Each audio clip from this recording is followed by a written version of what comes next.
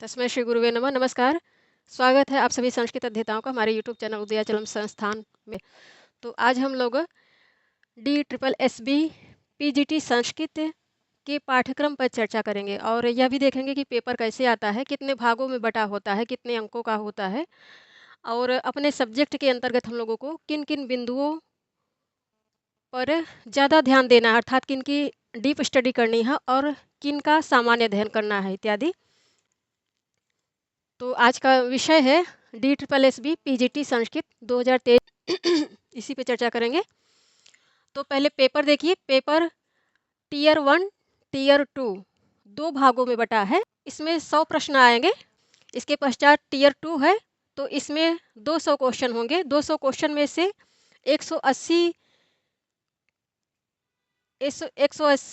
प्रश्न सब्जेक्ट के होंगे अर्थात संस्कृत के आएंगे और 20 प्रश्न जो आएंगे वो साइकोलॉजी से आएंगे अर्थात जो शिक्षण मनोविज्ञान है उससे प्रश्न आएंगे।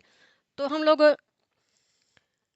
संस्कृत सब्जेक्ट पर भी चर्चा करेंगे विस्तार से और शिक्षण मनोविज्ञान जो आएगा साइकोलॉजी उस पर भी चर्चा करेंगे। यहाँ लिख के कि क्या क्या अध्ययन करना है, किन किन बिंदुओं पर हम लोगों को विशेष अध्ययन करना है और किन किन बिंदुओं पर सामान्य अध्ययन करके ही आगे बढ़ जाना है। तो अब ये टीयर 1 में जो प्रश्नों की संख्या रहेगी 100 रहेगी और यह 5 भागों में बटा होगा। 5 भागों में तो पहले भाग में आएगा जनरल अवेयरनेस। तो इसका अभिप्राय है कि सामान्य जागरूकता अर्थात आपकी देश दुनिया में क्या क्या घटित हो रहा है उन सब के प्रति सामान्य जागरूकता संबंधी प्रश्न आएंगे। तो इसके लिए आवश्यक है कि हम लोग डेली एक राष्ट्रीय समाचार पत्र का अध्ययन करें, अभी से शुरू कर दें और एक जो षान्मासिक पत्रिका होती है उसका अध्ययन करें जो पिछले 6 महीने की घटनाओं को कवर करे। ऐसी कोई पत्रिका जो अच्छी होती हैं, मान लीजिए जैसे घटना चक्र है इत्यादि, तो ऐसी ही किसी षान्मासिक पत्रिका का अध्ययन करना होगा इसके लिए और एक राष्ट्रीय समाचार पत्र का अध्ययन करना होगा रोज। राष्ट्रीय समाचार पत्र कोई भी एक रोज स्टार्ट कर दीजिए लेना और उसको 1 घंटे आधे घंटे उसको पढ़ना चाहिए। इससे हम लोगों का ये जो करंट अफेयर्स है ये तैयार हो जाएगा और इसी से प्रश्न इस बिंदु में पूछा जाएगा। इसके पश्चात जो दूसरा बिंदु है वह है general intelligent and reasoning ability, सामान्य बुद्धि क्षमता और तर्क क्षमता संबंधी प्रश्न इस बिंदु पर पूछे जाएंगे। तो इसके लिए भी मार्केट में बहुत सारी पुस्तकें अवेलेबल हैं, इंग्लिश मीडियम से भी हिंदी मीडियम से भी। तो कोई अच्छी सी पुस्तक इस पॉइंट की तैयारी के लिए ले लेनी चाहिए हम लोगों को। अब इसके पश्चात जो तीसरा बिंदु है इस पर अर्थमेटिकल एंड न्यूमेरिकल एबिलिटी, अंकगणितीय तथा संख्यात्मक योग्यता संबंधी प्रश्न आएंगे। तो इसके लिए आवश्यक है कि जो NCERT गणित की है पुस्तकें कक्षा 6 से लेकर 10वीं तक की, वो बेहद काम आएंगी यहाँ इस बिंदु को तैयार करने में। तो अच्छा होगा कि उनको पढ़ लिया जाए। इसके पश्चात चौथे नंबर पे आ रहा है हिंदी लैंग्वेज एंड कॉम्प्रिहेंशन।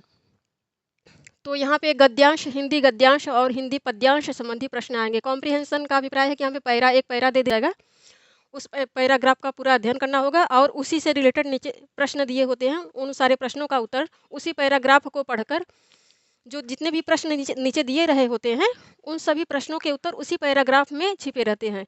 तो बस उनको अच्छे से पहचान कर उनके नीचे उनके उत्तरों को देना होता है। और हिंदी लैंग्वेज में, ये तो हिंदी लैंग्वेज है तो हिंदी लैंग्वेज की प्रकृति क्या है, इसका व्याकरण क्या है, संधि समास और विभक्तियाँ, कारक, मुहावरे, लोकोक्तियाँ, पर्यायवाची, समानार्थी इत्यादि प्रश्न बनेंगे इससे।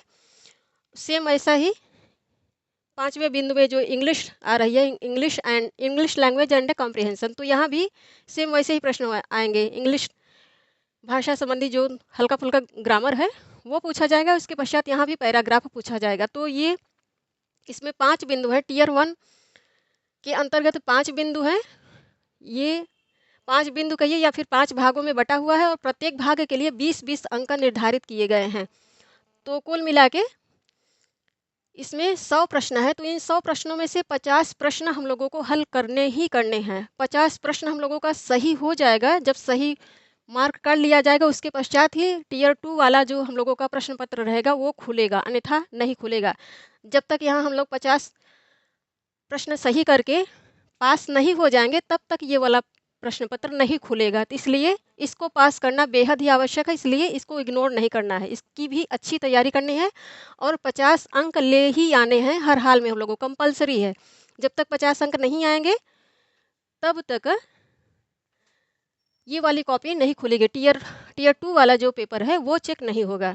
अब इसके पश्चात टीयर 2 में जो पेपर आ रहा है तो इसमें कुल प्रश्न रहेंगे 200, 180 प्रश्न आएंगे संस्कृत से, 20 प्रश्न आएंगे शिक्षा मनोविज्ञान या फिर साइकोलॉजी जो होता है, शिक्षण साइकोलॉजी जो रिलेटेड होता है उससे प्रश्न पूछे जाएंगे।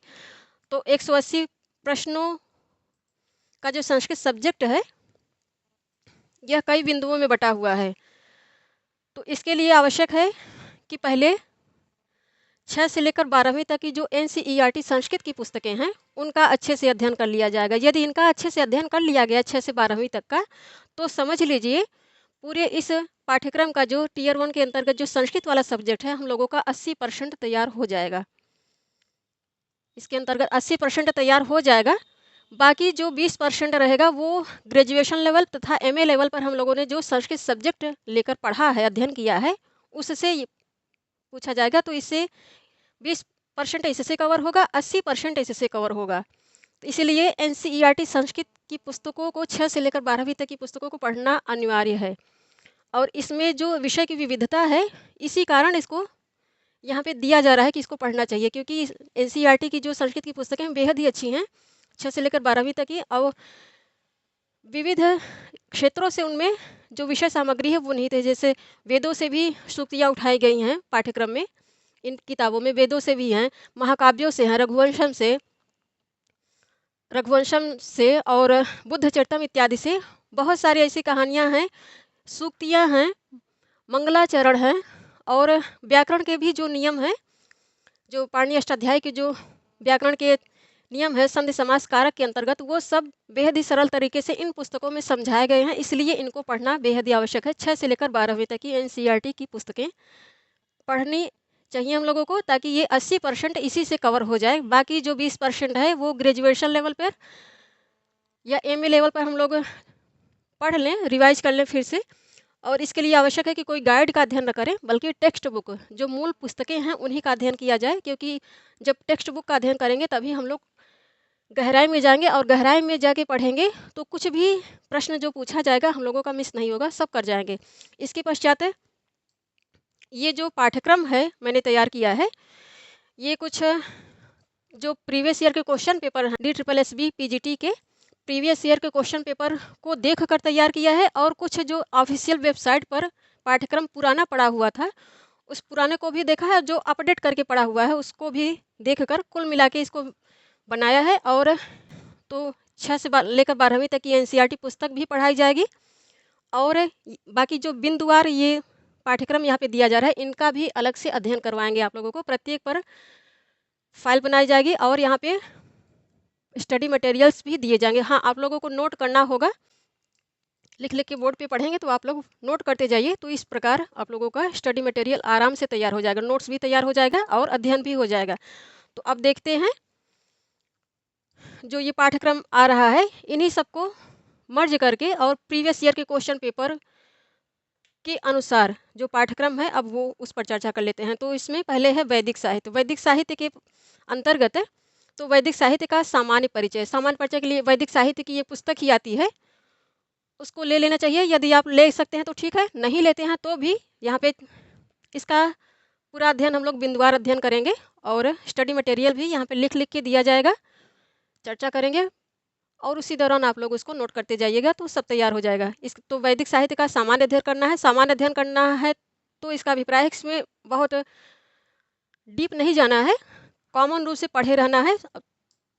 इस वैदिक साहित्य को भी इतने बिंदुओं में बांट कर डिफाइन किया गया है। तो संहिता साहित्य तो पूरा जो वैदिक वाङ्मय है उसको संहिता, ब्राह्मण, आरण्यक, उपनिषद और वेदांग। तो संहिता के अंतर्गत संहिता साहित्य का अभिप्राय है कि ऋग्वेद, यजुर्वेद, सामवेद, अथर्ववेद, तो उनके विषय में यहाँ पे पढ़ना है। सामान्य जानकारी रखनी है उनके विषय में, जो मुख्य संहिताएं हैं और जो उप संहिताएं हैं, क्योंकि 4 वेद हैं तो 4 उपवेद भी हैं, प्रत्येक वेद का अपना उपवेद भी है। ब्राह्मण साहित्य अब उसी के अंतर्गत है, तो इसी संहिता के पश्चात ब्राह्मण की बारी आती है। इसके पश्चात आरण्यक साहित्य,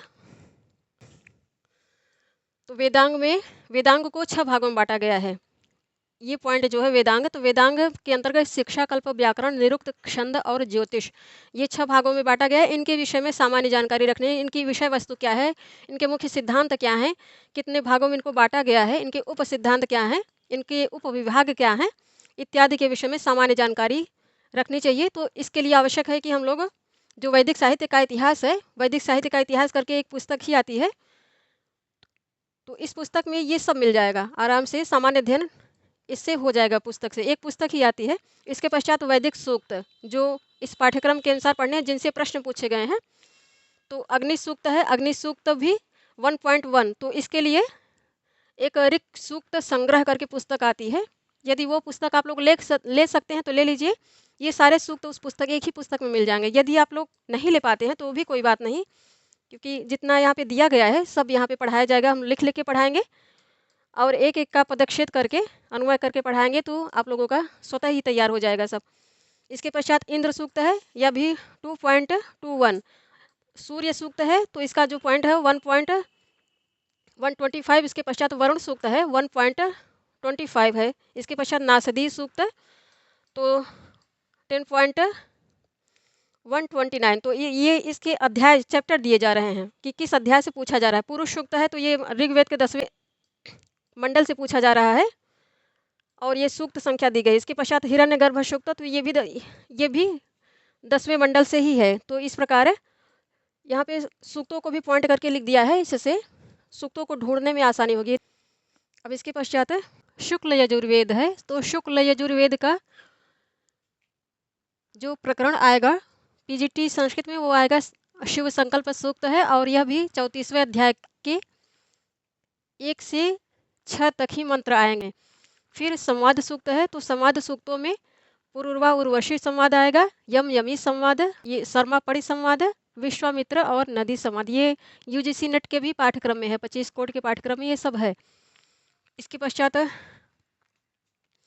ब्राह्मण साहित्य का सामान्य अध्ययन करना है, अर्थात इसके विषय सामग्री क्या है, इसके सिद्धांत क्या हैं, तो ब्राह्मण साहित्य का सामान्य अध्ययन करना है। फिर उपनिषदों में ईशावास्योपनिषद, केनोपनिषद, कठोपनिषद, वृदारण्यकोपनिषद और तैत्तिरीयोपनिषद का सामान्य अध्ययन करना है। तो इन ग्रंथों के विषय में डीप में नहीं जाना है। इनकी विषय सामग्री क्या है, कितने भागों में ये विभाजित हैं, और इन उपनिषदों के जो महावाक्य हैं, महावाक्य इत्यादि जो सूक्तियों के रूप में प्रभुत मात्रा में प्रयोग किए जाते हैं। जैसे यहाँ इस ईशावास्योपनिषद का एक सूक्ति है इसकी, तेन त्यक्तेन भुंजी था, अर्थात त्याग पूर्वक भोग करना चाहिए मनुष्य को। तो ऐसे ही जो महावाक्य हैं इन उपनिषदों में, उनको कलेक्ट कर लेना चाहिए। केनोपनिषद में, कठोपनिषद में, बृहदारण्यकोपनिषद में काफ़ी जो महावाक्य टाइप के, सूक्ति टाइप के जो चीज़ें आ रही हैं, उनको कलेक्ट करके अलग ही नोट्स बना लेना चाहिए, क्योंकि इनका बहुत डीप अध्ययन नहीं करना है, सामान्य अध्ययन करना है। बस इनकी विषय सामग्री क्या है और इनका निहितार्थ क्या है, कितने भागों में ये बटे हुए हैं, इत्यादि का सामान्य अध्ययन होना चाहिए। इसके पश्चात निरुक्त है, तो निरुक्त में भी पहले, दूसरे और 7वें अध्याय, यही सेम सब्जेक्ट है, यही same topic UGC net 25 code में भी है।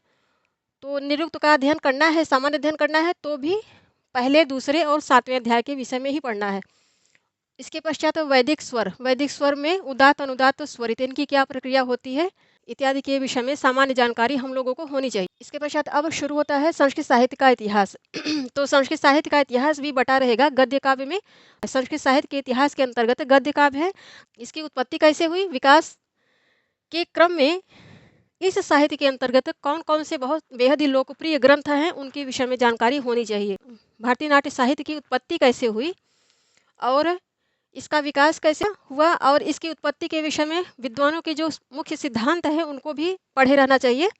और प्रमुख जो नाट्य ग्रंथ हैं उनके रचयिता और नाटकों के विषय में भी जानकारी होनी चाहिए। कथा साहित्य, तो कथा साहित्य की उत्पत्ति कैसे हुई, इसका विकास कैसे हुआ, और इस विधा में जो लोकप्रिय ग्रंथ है वो कौन कौन से हैं, ये जानकारी होनी चाहिए। इसी प्रकार आख्यायिका के लिए एक ही बहुत फेमस है, हर्षचरितम। महाकाव्य, तो महाकाव्य की उत्पत्ति कैसे हुई, इनका विकास कैसे हुआ, और इस विधा के अंतर्गत जो लोकप्रिय महाकाव्य हैं वो कौन कौन से हैं, ये तैयार होना चाहिए संस्कृत साहित्य के इतिहास के अंतर्गत। अब प्रमुख ग्रंथों का विशिष्ट अध्ययन। तो विशिष्ट अध्ययन का अभिप्राय है कि इनका डीप अध्ययन करना है, ये इम्पॉर्टेंट है और मेरिट का निर्धारण करेंगे, ये सब मेरिट का निर्धारण करेंगे, इसलिए इनको कहिए कि पंक्तिशः याद होने चाहिए ये सब। तो कादम्बरी है तो कादम्बरी को भी ऐसे ही नहीं पढ़ लेना है। कादम्बरी का जो कथा मुखम है ये टॉपिक यूजीसी नेट के 25 कोड में भी है, तो कथा मुखम को पढ़ना है कादम्बरी के अंतर्गत है। मंगलाचरण के अंतर्गत इसमें जो 20 श्लोक दिए गए हैं उनको भी याद किए रहना चाहिए, क्योंकि वहाँ से भी प्रश्न उठा करते हैं। फिर शिवराज विजयम, तो शिवराज विजयम का प्रथम निश्वास है, इसको पढ़ना है। और वासव दत्ता भी गद्य साहित्य के अंतर्गत है। तो कुल मिला के जो गद्य साहित्य के गद्य काव्य हैं वो 3 है इस पाठ्यक्रम में, कादम्बरी, शिवराज विजयम, वासव दत्ता। वासव दत्ता गद्य काव्य है। इसके पश्चात पद्य काव्य प्रारंभ होता है। तो पद्य काव्य के अंतर्गत है जिन ग्रंथों का विशेष अध्ययन करना है वो है रघुवंशम। रघुवंश के सर्ग 2 का अध्ययन करना है। तो सर्ग 2 का अध्ययन करना है, अभिप्राय ये है कि इसमें जितने श्लोक हैं सब अच्छा होगा कि पंक्तिशः याद हो, उनका नियमित वाचन किया जाए। इनसे रिलेटेड जितने भी प्रश्न आए कोई भी प्रश्न गलत न जाए, ये कोशिश करनी चाहिए। अब कुमार संभवम, तो कुमार संभवम के सर्ग 5 का अध्ययन करना है, विशेष अध्ययन करना है। शिशुपाल वधम के सर्ग 1 का और नरसिद्धि चरितम के सर्ग 1 का, किरातार्जुनीयम के सर्ग 1 का अध्ययन करना है। तो इन सब का विशेष अध्ययन करना है। तो पुस्तकें आप लोग ले सकते हैं तो लीजिए, अन्यथा चैनल पे सारे ग्रंथ ये सब पढ़ाएंगे जाएंगे, जितना निर्धारित पाठ्यक्रम में है सब तैयार करवाए जाएंगे आपके। एक एक श्लोक को अच्छे से अन्वय कर करके पढ़ाया जाएगा, तो उसकी चिंता न करें। पुस्तकें ले सकते हैं तो भी ठीक है, नहीं ले सकते हैं तो भी तैयारी यहाँ पे करवा दी जाएगी आप लोगों की। किरातार्जुनीयम प्रथम सर्ग पढ़ाया जा चुका है चैनल पे। उदयाचलम चैनल का जो यूपी टीजीटी का प्लेलिस्ट है उस प्लेलिस्ट में आपको ये मिल जाएगा। उदयाचलम इस चैनल पे, यूट्यूब चैनल पे DSSB TGT और DSSB PGT की प्लेलिस्ट बना दी गई है।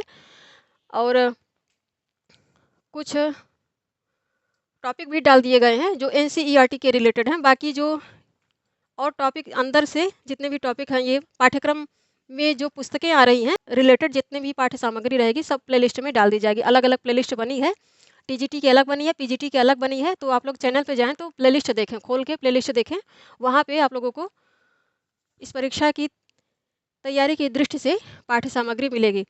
अब काव्य शास्त्र के अंतर्गत है, तो काव्य शास्त्र का भी विशेष अध्ययन करना है, इसको भी अच्छे से तैयार करना है, यहाँ से भी मेरिट का निर्धारण होगा। तो काव्य शास्त्र के अंतर्गत है काव्य के लक्षण, भेद, हेतु और प्रयोजन।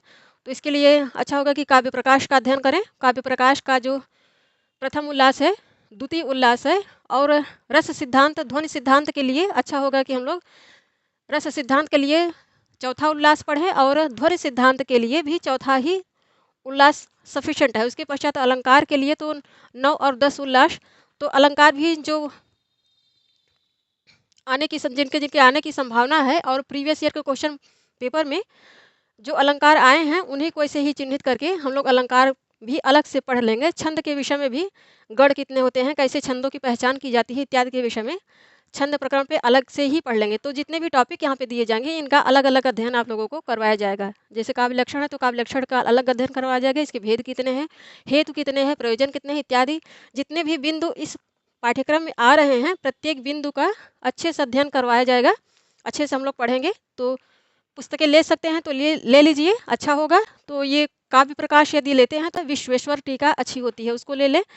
और साहित्य दर्पण भी रखें अपने पास, साहित्य दर्पण भी चौखंबा प्रकाशन की ले लें, अच्छी होती है। और किसी अच्छे टीकाकार की यदि आप लोगों को जानकारी है तो भी ले सकते हैं। तो काव्य प्रकाश और साहित्य दर्पण रखनी ही चाहिए हम लोगों को। और साहित्य दर्पण में भी प्रथम परिच्छेद और द्वितीय परिच्छेद का अध्ययन कर लीजिए। तो ये सब काव्य लक्षण आचार्य विश्वनाथ के अनुसार भी काव्य के लक्षण, भेद, हेतु इत्यादि के विषय में जानकारी हो जाएगी हम लोग पढ़ेंगे तो। इसके पश्चात है पद्य साहित्य के अंतर्गत है मेघदूतम को पूरा पढ़ना है। तो मेघदूतम भी यूपी टीजीटी संस्कृत के अंतर्गत पढ़ाया जा चुका है, उसको DSSB PGT वाली प्लेलिस्ट में डाल देंगे। तो आप लोग अभी से तैयारी शुरू कर। नीति शतकम भी पढ़ाया जा चुका है, इसको भी प्लेलिस्ट में डाल देंगे, आप लोग वहाँ से तैयारी अभी से शुरू कर दें। अभिज्ञान शाकुंतलम, तो अभिज्ञान शाकुंतलम DSSB PGT है तो PGT में अभिज्ञान शाकुंतलम को पूरा ही पढ़ना है। उत्तरामचरितम का 3रा अंग पढ़ना है।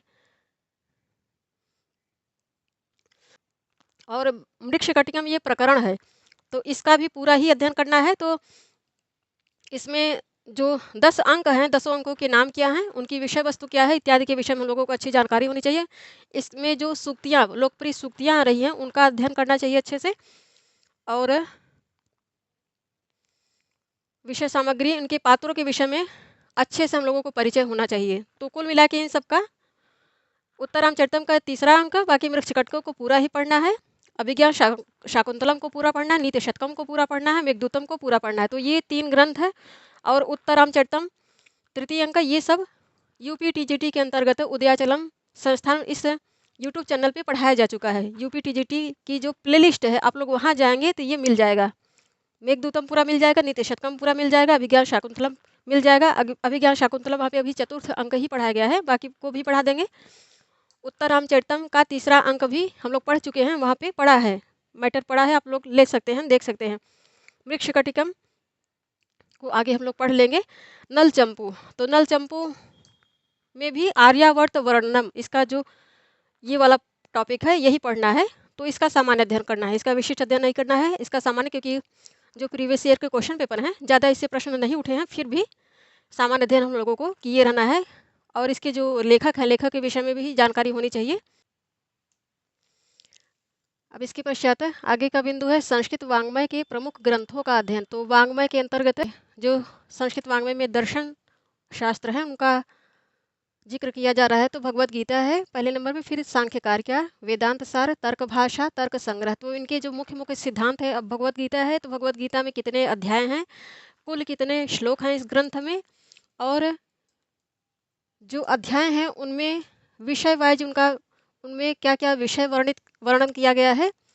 तो कुल मिला के कितने अध्याय हैं, कितने श्लोक हैं, और अध्यायों में क्या क्या विषय वर्णित हैं इत्यादि के विषय में सामान्य जानकारी हम लोगों को होनी चाहिए। सांख्य दर्शन का मुख्य सिद्धांत क्या है, और मुख्य सिद्धांत, फिर प्रकृति पुरुष और सृष्टि प्रक्रिया इत्यादि के विषय में हम लोगों को जानकारी होनी चाहिए।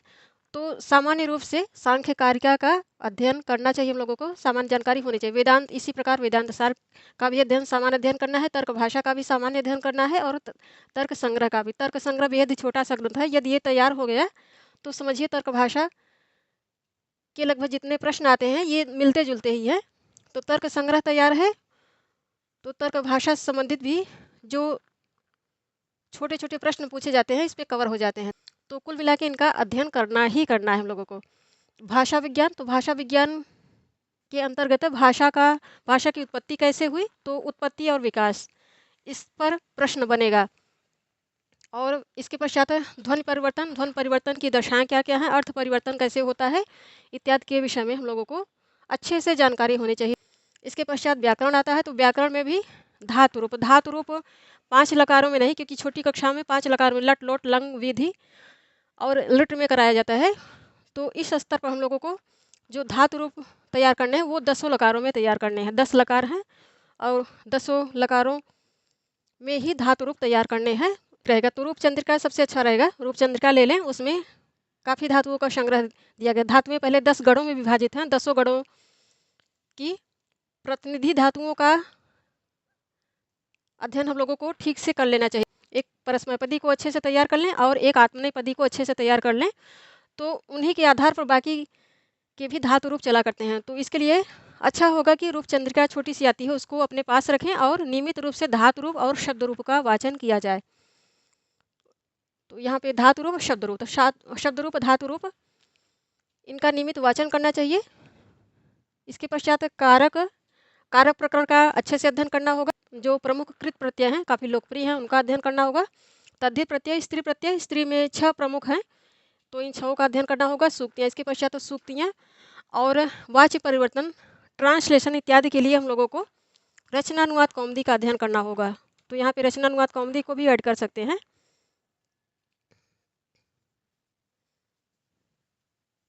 रचनानुवाद कौमुदी,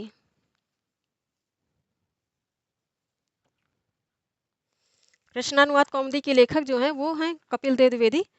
तो यह पुस्तक 3 स्तरों पर लिखी गई है। एक सामान्य रचनानुवाद कौमुदी, या फिर उसको प्रारंभिक रचनानुवाद कौमुदी कह सकते हैं, और एक मध्य स्तर की है और एक प्रौढ़ रचनानुवाद कौमुदी। तो जो मध्य स्तर की है उसका अध्ययन कर ले हम लोग, तो इस लेवल पर कोई भी कॉम्पिटिटिव एग्जाम हो संस्कृत से रिलेटेड, यदि ये अच्छे से तैयार है रचनानुवाद कौमुदी, तो वाच्य परिवर्तन कैसे कर्तृवाच्य में वाक्य बोला जाता है, बनाया जाता है, कर्मवाच्य में कैसे बनाया जाता है, छोटे छोटे हिंदी के वाक्यों को संस्कृत में कैसे अनुवाद करते हैं इत्यादि का विवेक हम लोगों को बहुत अच्छे से हो जाता है यदि इसका ठीक से अध्ययन कर लेते हैं तो रचनानुवाद कौमुदी को भी पढ़ लें, उसका अभ्यास कर लें, प्रत्येक अभ्यास जितने हैं तो बेहद ही अच्छा रहेगा। उदयाचलम संस्थान इस यूट्यूब चैनल पे पढ़ाया जा रहा है, आप लोग पढ़ सकते हैं। अब तक रचनानुवाद कौमुदी के 7 अभ्यास पढ़ाए जा चुके हैं और अपलोड भी किए जा चुके हैं, आप लोग वहाँ पे देख सकते हैं उनको जाके। तो ये जितने मैटर अभी चैनल पे पढ़े हैं आप लोग तैयारी प्रारंभ कर दें। बाकी जो पाठ्यक्रम के अनुसार जैसे हम लोगों ने बिंदुवार पाठ्यक्रम का अध्ययन किया, वैसे ही बिंदुवार पाठ्यक्रम के आधार पर ही हम लोग यहाँ तैयारी करेंगे। जैसे पाठ्यक्रम पढ़ा है और पाठ्यक्रम में जो बिंदु जैसे आ रहे हैं वैसे ही बिंदुवार हम लोग अध्ययन करेंगे। अब इसके पश्चात संस्कृत विषय की के संबंध में ये चर्चा हो गई। शिक्षण मनोविज्ञान या फिर पेडागोजी जो है, जो आ रही जितना आ रहा है इस टॉपिक में, क्योंकि 20 नंबर का ये है, 20 नंबर के प्रश्न साइकोलॉजी से आएंगे, इसको बिंदुवार पढ़ लेते हैं। इसके लिए मार्केट में बहुत सारी पुस्तकें अवेलेबल हैं, ले सकते हैं आप लोग, वहाँ से इसको पढ़ लेंगे तो ये आराम से तैयार हो जाएगा। 20 नंबर ही है, 20 नंबर ही इसके लिए निर्धारित है। तो कोई भी पुस्तक जो ठीक ठाक हो, मार्केट में मिल रही हो, आप लोग ले सकते हैं, और नहीं भी लेंगे तो भी चैनल पे इसकी तैयारी करवा दी जाएगी, चिंता न करें। तो बस तैयारी प्रारंभ कर दें, अभी से लग जाएं। तो पहला है इसमें विकास की अवधारणा तथा अधिगम के साथ उनका संबंध, फिर बालकों के विकास के सिद्धांत, आनुवंशिकता और पर्यावरण का प्रभाव, इसके पश्चात सामाजिक प्रक्रियाएं, सामाजिक विश्व और बालक, शिक्षक, अभिभावक और मित्रगण, इसके पश्चात पाइगेट, कोलबर्ग और वाइगोटस्की, निर्माण और विवेचित संदर्श। तो इनके सिद्धांत जो हैं इस संदर्भ में अध्ययन करना है। बाल केंद्रित और प्रयामी शिक्षा की अवधारणाएं, बौद्धिकता के निर्माण का विवेचित संदर्श, बहुआयामी बौद्धिकता, समाज निर्माण के रूप में लिंग भूमिकाएं, लिंग पूर्वाग्रह और शैक्षिक व्यवहार, शिक्षार्थियों के मध्य वैयक्तिक विभेद, भाषा, जाति, लिंग, समुदाय, धर्म आदि की विविधता पर आधारित विभेदों को समझना। जो नेक्स्ट पॉइंट है वो अधिगम के लिए मूल्यांकन और अधिगम का मूल्यांकन के बीच अंतर, फिर विद्यालय आधारित मूल्यांकन, सतत एवं व्यापक मूल्यांकन, संदर्श और व्यवहार।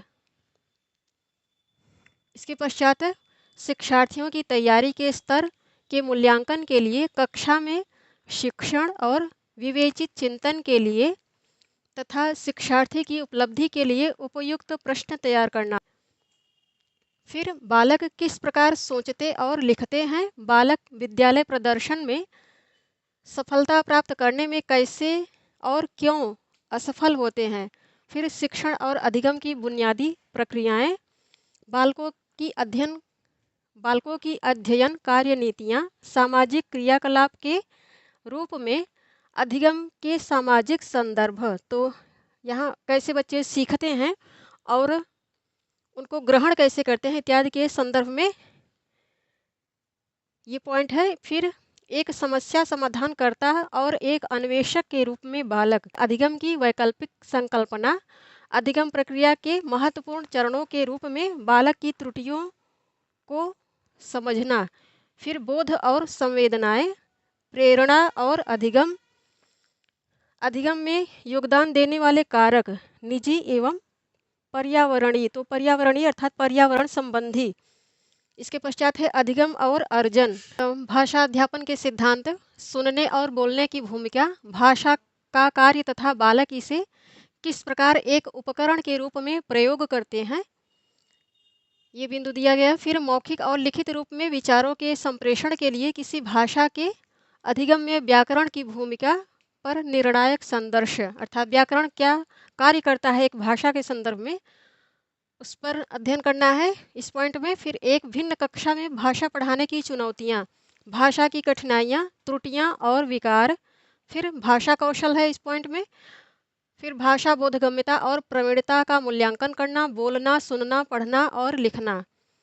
अध्यापन, अधिगम सामग्री अर्थात कोई भी पाठ्य सामग्री जब आप पढ़ाने जा रहे हैं तो उसके अंतर्गत क्या-क्या सहायक सामग्री के रूप में ले जाएँगे, जिससे बच्चों को वह चीज़ अच्छे से समझ में आ जाए इत्यादि आएँगे इसके अंतर्गत। तो अधिगम सामग्री, पाठ्यपुस्तक, मल्टीमीडिया सामग्री, कक्षा का बहुआयामी संसाधन और इसके पश्चात उपचारात्मक अध्ययन। तो ये हो गई पेडागॉजी संबंधी चर्चा जो पाठ्यक्रम के अंतर्गत आ रहा है। तो इस प्रकार हम लोगों ने DSSB PGT संस्कृत 2023 की उस पर विस्तार से चर्चा कर ली है। तो यदि आप लोग A to Z इस परीक्षा की तैयारी करना चाहते हैं तो उदयाचलम संस्थान इस चैनल को सब्सक्राइब करें। जैसे यहाँ पर हम लोगों ने बिंदुवार पाठ्यक्रम पर चर्चा की है, वैसे ही पाठ्यक्रम के अनुसार ही इस परीक्षा की तैयारी भी हम लोग करेंगे। तो आप लोग ज़्यादा से ज़्यादा मात्रा में चैनल को सब्सक्राइब करें, इससे जुड़े, ताकि परीक्षा की तैयारी अच्छे से कर पाएँ। तो परीक्षा की तैयारी बिंदुवार पाठ्यक्रम के अनुसार बिंदुवार तो तैयारी हम लोग करेंगे ही, यहाँ पढ़ेंगे ही। प्रीवियस ईयर के क्वेश्चन पेपर जो हैं उनको भी पढ़ेंगे और साथ में इस पाठ्यक्रम के आधार पर जो पाठ्य सामग्री है, उस पाठ्य सामग्री से जो संभावित प्रश्न बन सकते हैं, जितने भी प्रत्येक पुस्तक से प्रत्येक बिंदु से संभावित प्रश्नों का कलेक्शन भी हम लोग पढ़ेंगे। संभावित प्रश्नों का कलेक्शन भी आपको इस चैनल पर दिया जाएगा। अब उदयाचलम संस्थान इस चैनल का ऐप भी बन गया है। तो अभी जब लाइव क्लासेस प्रारंभ हो जाएंगी, कोशिश करेंगे कि DSSB TGT PGT का हम लोग लाइव क्लास में ही अध्ययन करें। आप लोग उदयाचलम ऐप को डाउनलोड कर लें, क्योंकि दोनों ही परीक्षाओं से संबंधित जो भी प्रिंटेड मैटर होगा PDF के रूप में वहाँ पे डाल दिया जाएगा। हो सकता है आप लोग उसको ले सकते हैं और पढ़ भी सकते हैं। तो अभी के लिए बस इतना ही। बने रहिए हमारे साथ। नमस्कार, धन्यवाद आप सभी का।